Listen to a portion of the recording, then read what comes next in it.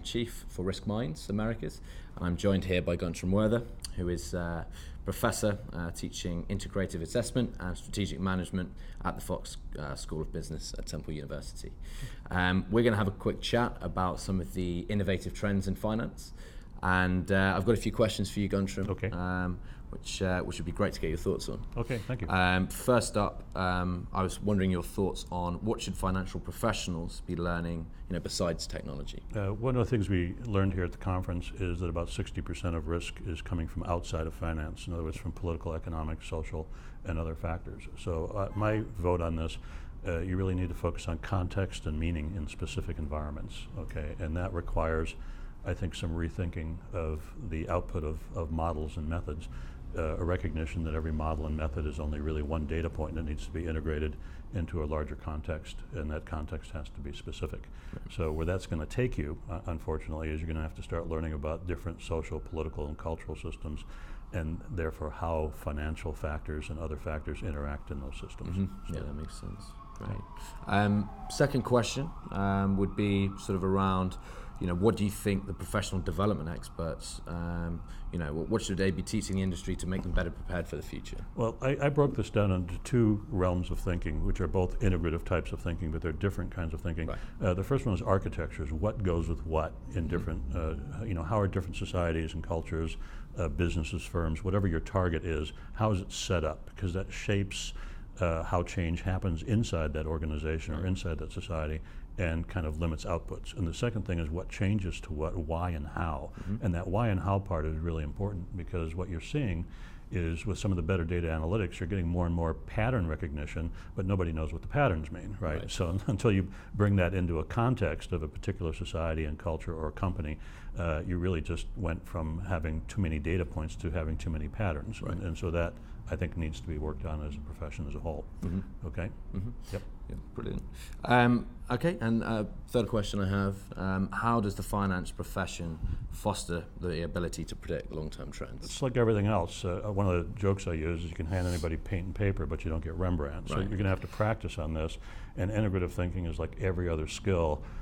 We kind of do it naturally in our world when you're walking or driving down the road, but we really need to apply that to our technical means of assessing things, okay?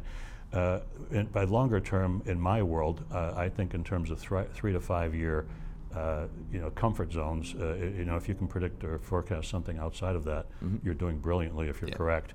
But I think we can, as a profession, do much better assessment within that, let's say, 3 to 5 year zone than we're currently doing, okay? Right.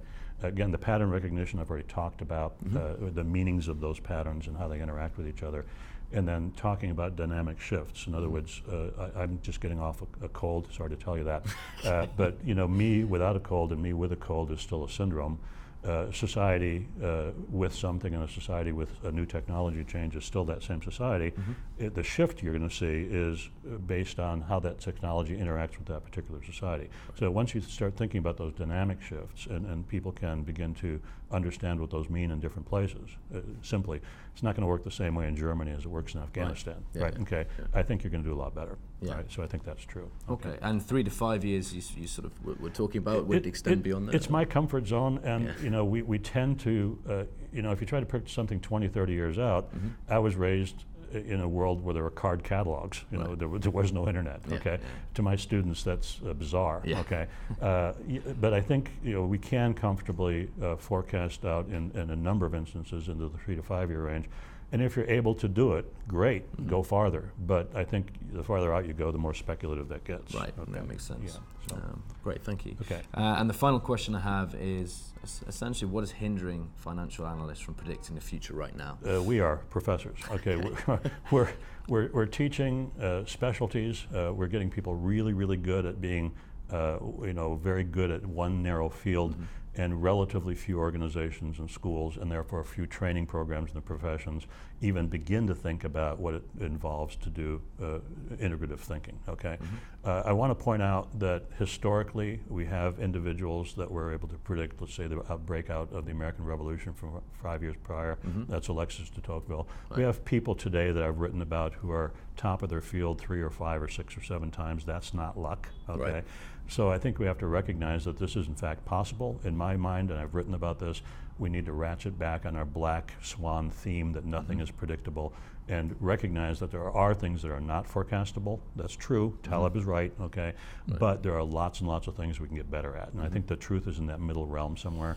And the profession needs to acknowledge that and work on training people to become better integrative thinkers. Right. And as a professor, if you go back to the sort of roots of where these people learn their basic skills and develop, do you think there's more that sort of institutions, academic institutions can do to better prepare people to become better analysts? Yeah, the reason I came to Temple is they have one of the very few integrative applications programs in the world.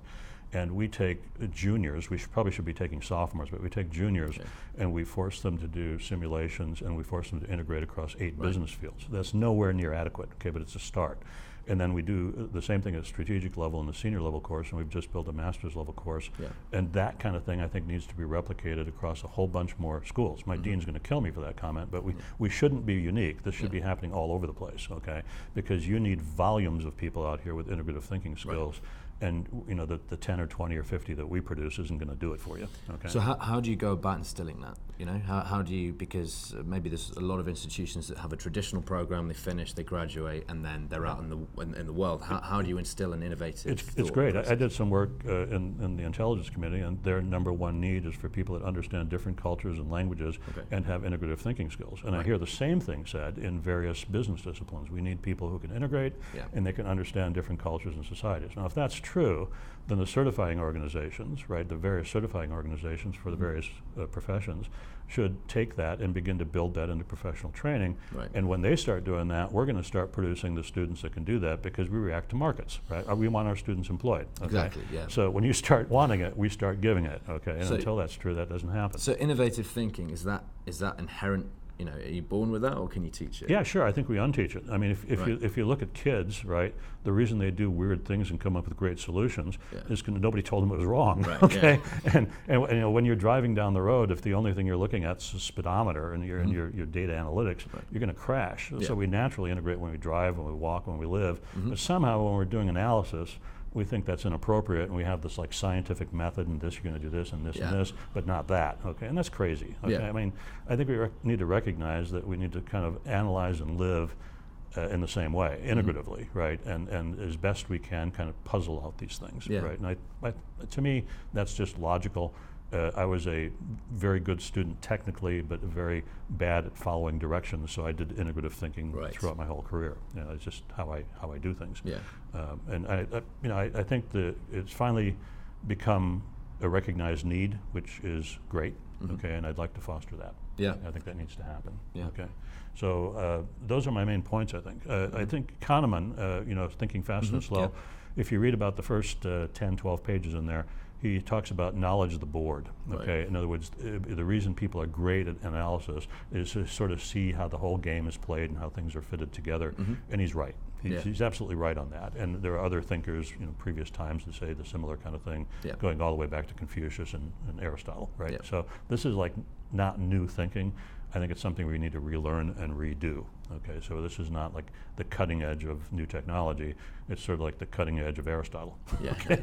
Something along that line. Okay. All right, well, thank you very much for your thoughts, Guntram. Well, thanks for your time. I appreciate it. All right, bye.